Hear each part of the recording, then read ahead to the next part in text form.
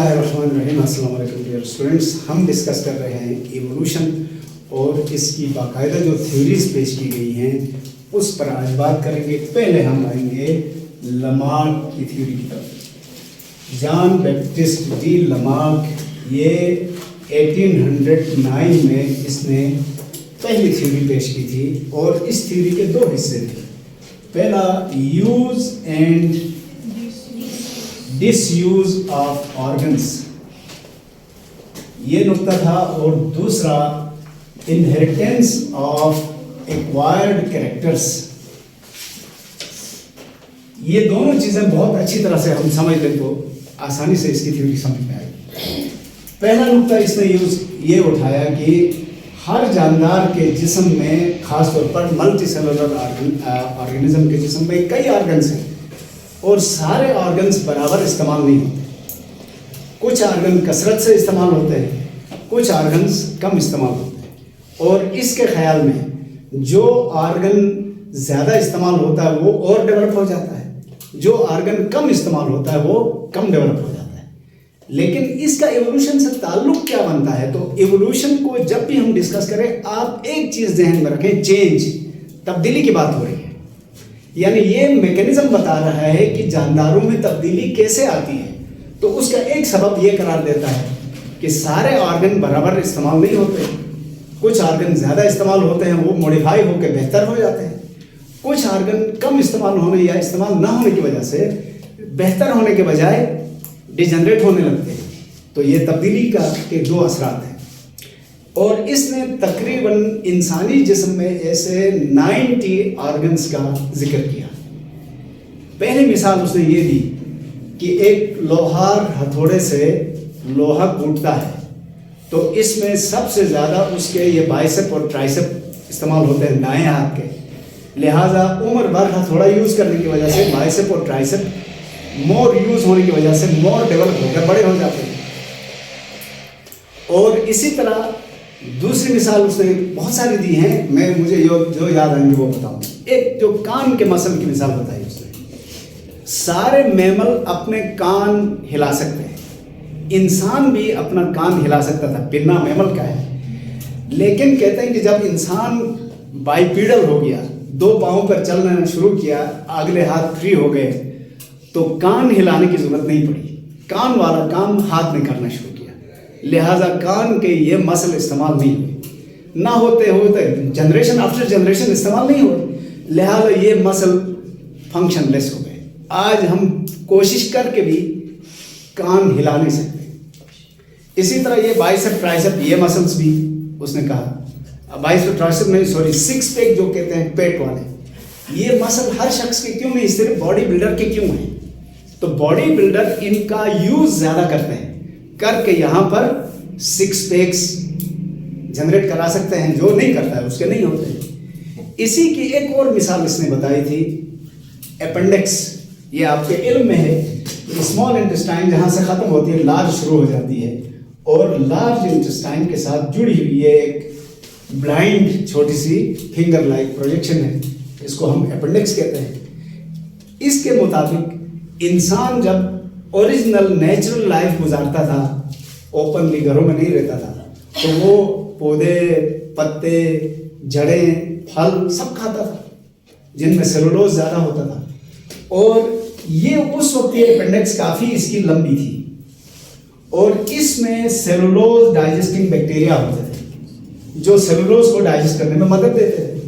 آج بھی بہت سارے ہربیورس میں یہ کافی لمبی اسٹرکچر موجود ہے, فنکشنل ہے. لیکن جب سے انسان نے کوکنگ کر کے کھانا شروع کیا, سیلولوز ڈائجسٹ کرنے کی ضرورت نہیں رہی, لہذا اس کا فنکشن ہوا ہی نہیں, یہ فنکشن لیس ہو گیا, یعنی ڈس یوز ہوا. اس کا ڈس یوز ہونے کی وجہ سے کیا ہوا, یہ ایک بیکار آرگن بن گیا اور آج فنکشن لیس ہے. اس کو ویسٹیجل آرگنز کہا جاتا ہے, ویسٹیجل آرگن کہتے ہیں. تو اس نے, میں نے کہا نا, تقریباً 90 ایسے ویسٹیجل آرگن ہیومن باڈی میں آئیڈینٹیفائی کیے. کہا کہ یہ سارے استعمال نہ ہونے کی وجہ سے ڈی جنریٹ ہوئے, اور جو آرگن زیادہ استعمال ہوئے وہ بہتر ڈیولپ ہو کر تبدیلی آ گئی. اور ایسی ایکسپلینیشن یہ کرتا رہا. اسی میں جراف کی نیک کا بھی ذکر ہے، جس کو یہاں الگ کر کے ڈسکس کیا ہے، تو میں بھی اس کو الگ وہ کرتا ہوں۔ دوسرا جملہ جو یہ کہتا ہے انہیریٹنس آف ایکوائرڈ کیریکٹرز، اس کا کیا مطلب ہے؟ تو ایک چیز پہلے ہم یہ ایکوائرڈ کیا ہوتا ہے اس کو سمجھتے ہیں۔ دیکھیں، جانداروں کے جسم میں جو خصوصیات ہوتی ہیں ان کو کیریکٹرسٹکس بھی کہتے ہیں اور ٹریٹس بھی کہتے ہیں، دونوں کا مطلب ایک ہے، ٹریٹس اور کیریکٹرسٹکس۔ یہ دو طرح کی ہوتی ہیں خصوصیات، کچھ کو کہتے ہیں انیٹ یا ان بورن۔ انیٹ یا ان بورن کا مطلب کیا ہے؟ یہ پیدائشی ہمیں ملی ہے، جبکہ کچھ ٹریٹس کو کہتے ہیں ایکوائرڈ۔ ایکوائرڈ کا مطلب ہے پیدائشی طور پر یہ ٹریٹ نہیں تھی، ہم نے بعد میں ماحول سے سیکھ کر حاصل کیا ہے، کسب کیا ہے، اس لیے اس کو اکتسابات یا ایسا کوئی نام نہیں دیتے اردو میں۔ تو ایکوائرڈ کریکٹر کون سی ہیں؟ جو ہمیں پیدائشی طور پر نہیں ملی تھی، ہم نے خود سیکھی ہیں، ہم نے حاصل کی ہے۔ میں مثال بتاتا ہوں، انسان کا بچہ جب پیدا ہوتا ہے تو وہ صرف آواز نکالنا جانتا ہے، روتا ہے نا، آواز نکالتا ہے لیکن بول نہیں سکتا، الفاظ نہیں بنا سکتا۔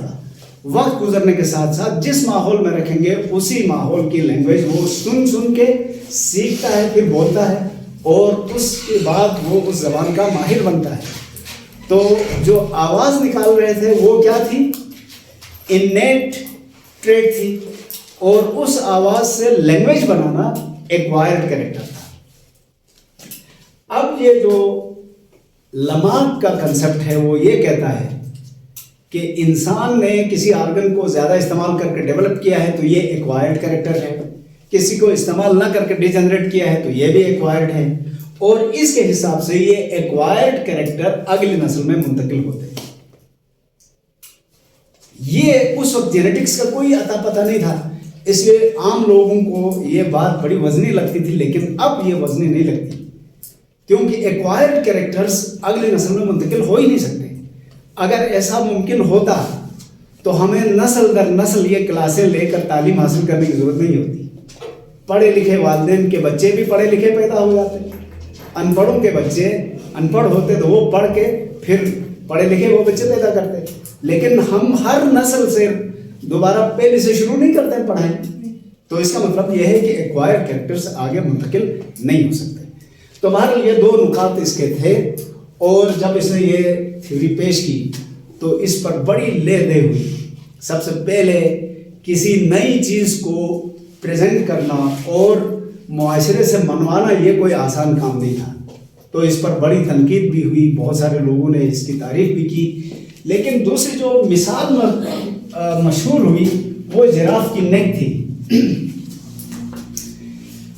جراف کی نیک آج ہم دیکھتے ہیں تو جراف کم و بیش ہمیں اس طرح کا ایک چھوٹا تو نہیں ہے، کافی بڑا اینیمل نظر آتا ہے، بہت ان یوزولی لانگ نیک ہے، اور جسم بھی کافی اونچا ہے، ٹانگیں بھی اس کی اونچی ہیں، اور آپ نے اس کو پانی پیتے ہوئے دیکھا ہوگا، بڑی تکلیف میں ہوتا ہے۔ تو لمارک نے اس گردن کی لمبی ہونے کو جسٹیفائی کرنے کی کوشش کی۔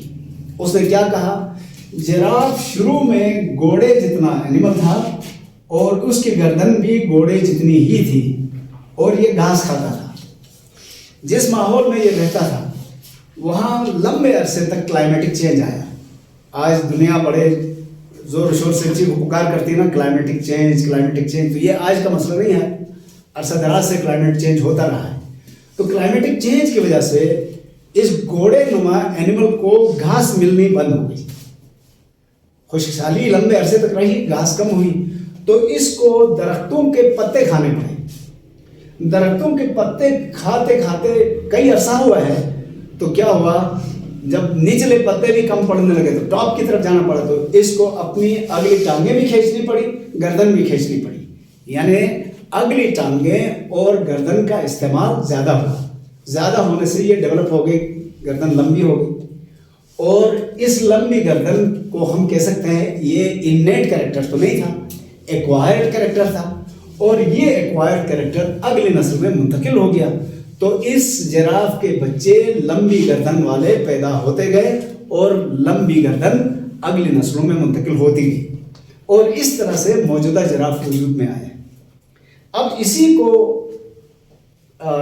ڈارون کیسے ایکسپلین کرتا ہے وہ بھی ہم آپ کو بتائیں گے انشاءاللہ بعد میں، لیکن اس کی تھیوری پر جو آج اعتراضات اٹھائے جاتے ہیں وہ کافی اسٹرانگ ہیں۔ اچھا، بیچ میں یہ ہوا کہ شروع میں اس کے حامی گروپ بھی بنے اور اس کے مخالف گروپ بھی بنے، ایون ایک گروپ میں نیو لمارکزم کے نام سے لمارک کی تھیوری کو اور زیادہ آگے چلانے کی کوشش کی لیکن ناکام ہو گئے۔ اب اس کو تقریباً ریجیکٹ کیا جاتا ہے، بلکہ آپ یوں کہہ سکتے ہیں اس کے جو 2 پوائنٹس ہیں ان میں سے پہلا پوائنٹ کسی حد تک ویلڈ ہے لیکن دوسرا پوائنٹ ایکسیپٹیبل نہیں ہے، کیونکہ اس کے زمانے میں تو جینیٹکس کا کوئی کنسیپٹ تھا ہی نہیں۔ آج انہیریٹنس کے سارے رول انسان جانتا ہے اور یہ آج کی جینیٹکس یہ کہتی ہے کہ acquired characters can not be inherited, لہٰذا جس شخص نے جو کیریکٹر ڈیولپ کیا ہے وہ اس کی ذات تک محدود رہتا ہے، اگلی نسل تک نہیں جا سکتا ہے۔ تو اس پر جو اعتراضات ہیں وہ ذرا دیکھتے ہیں۔ سب سے پہلے acquired characters have no genetic roots. پہلی بات تو یہ ہے کہ انہیریٹنس جین کے تھرو ہوتی ہے، جین کو یونٹ آف انہیریٹنس کہتے ہیں، اور جو ایکوائرڈ کیریکٹرز ہیں ان کا جین سے کوئی تعلق نہیں ہے، وہ تو سومیٹک ہیں، باڈیلی کیریکٹرز ہیں، اور اس لیے they can not be inherited, یہ اگلی نسل میں انہیریٹ نہیں ہو سکتے۔ تو اب ہم کیا کہیں، only those characteristics can be inherited۔ دوسرا which have genetic basis، صرف وہی خصوصیات اگلی نسل میں منتقل ہوں گی جو جین کے کنٹرول میں ہیں، کیونکہ اگلی نسل میں خصوصیت شفٹ نہیں ہوتی، جین شفٹ ہوتا ہے، جین یونٹ آف انہیریٹنس ہے۔ تو اگر جین میں کوئی چینج آتا ہے تب وہ جین اگلی نسل میں منتقل ہو جائے گا۔ تو یہاں پر ہم اگلی نسل پر زور کیوں دے رہے ہیں؟ اصل میں ایوولوشن، میں نے آپ سے کہا جب بھی ایوولوشن کا ذکر ہو تو آپ نے ایک تو چینج کو ذہن میں رکھنا ہے، اور وہ چینج ایک فرد کے اوپر نہیں، اس کی نسلوں میں چلتا رہے تو پھر اس سے جا کے آگے نئے اسپیشیز وجود میں آئیں گی، چھوٹی چھوٹی کئی تبدیلیاں مل کر آگے بڑھیں گی۔ یہاں میں آپ کو پھر یاد دلاتا ہوں، یہ میں نے بتایا نہیں آپ کو، ایوولوشن کو ڈیفائن کیسے کریں؟ چینج تو ہے لیکن ڈیفائن کیسے کریں گے؟ Slow and gradual changes in living organisms during a long period of time which results in the formation of a new species۔ یعنی جانداروں کی نسلوں میں نسل در نسل ظاہر ہونے والی بہت چھوٹی اور معمولی تبدیلیاں جو لمبے عرصے کے بعد اتنی زیادہ ہوتی ہیں کہ اس سے ایک بالکل نیا جاندار وجود میں آتا ہے، یہ ایوولوشن کی ڈیفینیشن ہے۔ تو یہ جو آگے منتقل ہونے کا ذکر ہو رہا ہے یہ اس لیے کیا جا رہا ہے کہ ایک فرد نے گردن کھینچ کے لمبی کی، وہی لمبی گردن اگلی نسل میں منتقل کرے گا تو ایک وقت آئے گا سارے لمبی گردن والے ہو جائیں گے، تو تبدیلی آ گئی۔ اس کا کنسیپٹ یہ ہے، لیکن اب اس کو ایکسیپٹ نہیں کر سکتے کیونکہ جو ایکوائرڈ کریکٹرز ہیں وہ باڈیلی ہوتے ہیں، ان کی جینیٹک بیس نہیں ہوتی ہے، وہ جین کے ذریعے کنٹرول نہیں ہوتے ہیں، اور خصوصیات اگلی نسل میں صرف وہ انہیریٹ ہو سکتی ہیں جو جین کے کنٹرول میں ہیں، کیونکہ اگلی نسل میں منتقل ہونے والا یونٹ جین ہے نہ کہ باڈیلی کیریکٹرز ہیں۔ اب اس کا مسئلہ تو ہو گیا ختم۔ اس کی تھیوری میں نے کہا 1809 میں پیش کی گئی تھی، بعد میں آج کا سائنسدان اس کو ایکسیپٹ نہیں کرتا۔ تو اس کے بعد جو دوسری تھیوری آئی وہ کس نے پیش کی؟ وہ پیش کی ہے چارلس ڈارون نے۔ پہلے اس کی تھوڑی سی کہانی آپ سے شیئر کریں۔ یہ لندن میں پیدا ہوا تھا۔ لندن میں جس جگہ پیدا ہوا اس کو شریوسبری کہا جاتا ہے، شریوسبری، اور لندن کے ایک بڑے کھاتے پیتے گھرانے کا آدمی تھا، یہ فرد تھا، 1809 میں پیدا ہوا ہے۔ اس کا پورا خاندان ڈاکٹرز تھے، دادا، باپ، بہن بھائی، یہ بھی چھ بہن بھائی تھے، اور یہ ڈاکٹر بھی کیسے رائل بادشاہوں کے ذاتی معالج تھے یہ. اس وقت برطانیہ کی بادشاہت دنیا کی سب سے بڑی بادشاہت ہے. جب یہ وہ مشہور زمانہ ہے جب کہا جاتا تھا سلطنت برطانیہ میں سورج غروب نہیں ہوتا. تو مجھے تو بہت عرصے تک سمجھ میں نہیں آیا ایسا کیوں کہتے ہیں. اصل میں ہوا یہ تھا برطانیہ کے قبضے میں پوری دنیا تھی تقریباً. ادھر برصغیر ہے، آسٹریلیا، نیوزی لینڈ اور انگلینڈ کے آس پاس جتنے یورپین وہ سارے بھی اس میں ہیں. تو جب اتنی بڑی سلطنت تھی کہ ایک حصے میں سورج غروب ہوتا تھا تو دوسرے حصے میں طلوع ہوتا تھا. اتنی بڑی سلطنت کے بادشاہ کے خاص معالج اس کے والدین، اس کے خاندان میں. تو یہ بہت بڑا ان کا مقام تھا معاشرے میں. اور اس کا باپ چاہتا تھا کہ میرے سارے بچے ڈاکٹر بن کر اسی پیشے سے منسلک رہیں تاکہ بادشاہ کے قریب رہنے کا موقع ملے. تو بہت سارے بہن بھائی اس کے بن گئے ڈاکٹرز اور اس میں رہے. ڈارون کا مزاج ہی شروع سے الگ تھا. ایک تو اس زمانے کے بڑے لوگوں کے شوق میں سے ایک شوق یہ تھا، گھر میں مختلف جانور پالے جاتے تھے. تو پالتو جانور تھے، پرندے، چھوٹے جانور، تو یہ ان میں زیادہ الجھا رہتا تھا. تو شروع کی ابتدائی تعلیم حاصل کی گئی، میڈیکل سیٹ بھی دلوائی گئی، میڈیکل کالج میں داخلہ بھی لیا. 1 سال رہنے کے بعد چھوڑ کے آیا کہ میں نہیں پڑھ سکتا. تو باپ کو بڑا غصہ آیا کہ یہ نالائق یہ کیا کرے گا. بہرحال پھر دوسرا آپشن، والدین کتنے پریشان ہوتے ہیں بچوں کے بارے میں یہ ذرا دیکھیں. کیئرفل ہے، پہلے تو ڈاکٹری میں بھیجا ہے، بچہ چھوڑ کے آ گیا ہے. اب کہا ادھر نہیں تو چرچ میں جاؤ، مذہبی تعلیم حاصل کرو تاکہ ادھر بھی بڑا مقام مرتبہ ہے. چرچ میں بھی 1 سال رہا، ادھر بھی دل نہیں لگا، پھر چھوڑ کے آ گیا. تو باپ بہت غصے میں آ گیا، یہ تو نالائق ہو گیا، باہر چھوڑا، اپنی مرضی سے جو کرنا ہے کرو. تو اس نے بایولوجی پڑھنا شروع کیا. پڑھ کے 22 سال کی عمر میں یہ تعلیم سے فارغ ہوا. لیکن باپ اندر سے ناراض ہے.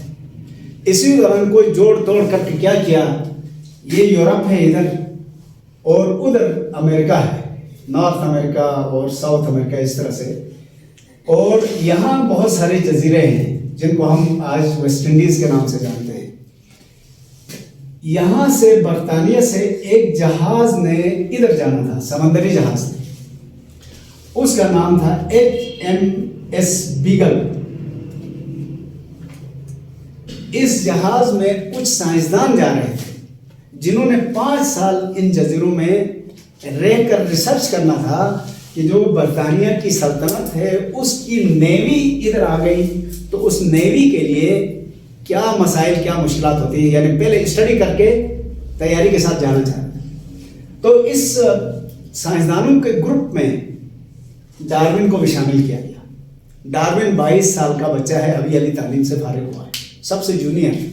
اور جہاز کو ادھر سے یہاں پہنچنے میں 1 مہینہ لگا ہے سمندری. اس جہاز میں اس نے 2 کتابیں پڑھی اہم.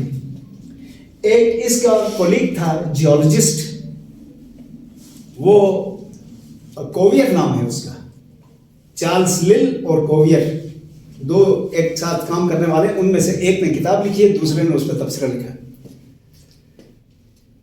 ایک تو وہ کتاب پڑھی جس میں اس زمانے کے چرچ کے نظریات کے خلاف ایک بات تھی. چرچ یا عیسائی مذہب کے مطابق اس وقت یہ سمجھا جاتا تھا کہ دنیا میں طوفانوں کے علاوہ کوئی تبدیلی واقع نہیں ہو سکتی. یعنی سیلاب، زلزلے، اس طرح کے آفات سے اگر دنیا کی سطح متاثر ہوئی تو ہوئی، ورنہ دنیا کی سطح متاثر نہیں ہو سکتی. لیکن جو کتاب اس نے پڑھی چارلس لل اور کوویر کی لکھی ہوئی، اس کتاب میں لکھا گیا تھا کہ دنیا میں تبدیلی کے امکانات قدرتی آفات کے علاوہ بھی ہیں.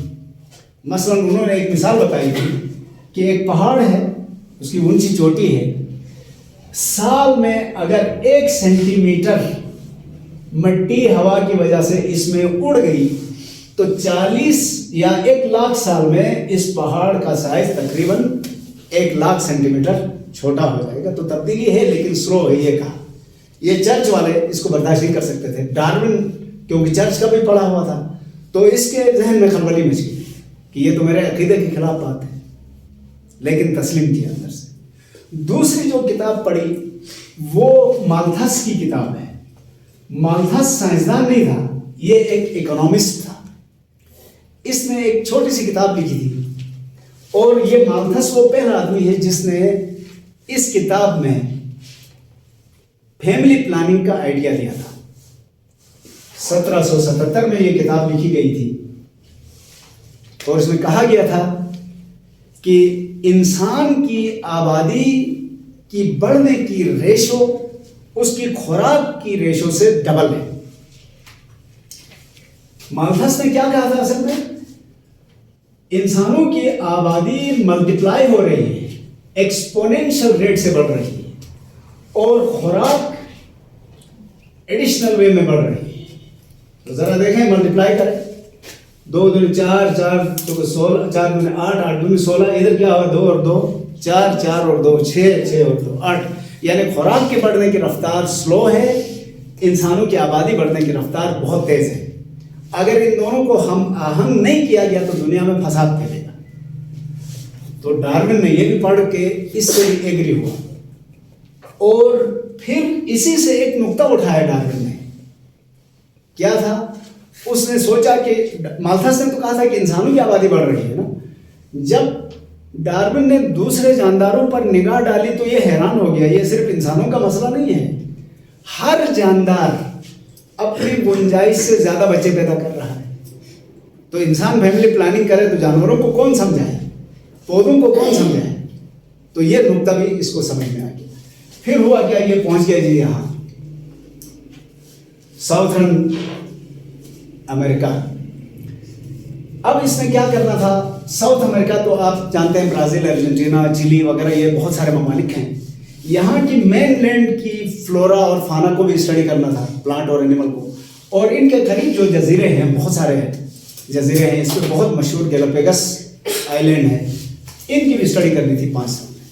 تو دونوں کے لیونگ آرگینزم کو بھی اس نے اسٹڈی کیا، فاسل کی بھی اسٹڈی کی، اور بہت سارے سیمپل بھی واپس لے کر آیا 1831 میں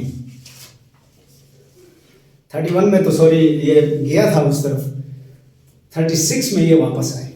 واپس آنے تک اس کے ذہن میں بڑی بڑی نئی چیزیں آئی، اور وہاں بیٹھ کے اس نے ایوولوشن کے میکینزم کو سمجھنا شروع کیا، سمجھ کے اس کو پبلش کرنے کی، کبھی سیمینار بلاتا، کبھی کوئی چھوٹا مضمون لکھ کے چھاپتا، تنقید بھی ہوتی، کچھ سپورٹ بھی کرتے، لیکن سب سے زیادہ جو سپورٹ کی ہے یہی 2 جو نام دیے تھے میں نے، جیولوجسٹ تھے کوویر اور چارلس لل، انہوں نے اس کو سپورٹ کیا۔ باقی مذہب کی طرف سے بھی طنز اس پر، جو ساتھی سائنسدان ہیں وہ بھی اس کے مخالف، کیونکہ جلن ہے، بڑے بڑے پرانے سائنسدانوں کو کچھ نہیں مل رہا ہے، ادھر ایک نوجوان لڑکا بڑی بڑی تھیوریاں پیش کر رہا ہے، جلن۔ تو والدین گھر کا سے تو پہلے گھر والے ناراض ہیں، تو ڈارون بیچارہ بالکل انڈر پریشر آ گیا، لیکن کام نہیں چھوڑا۔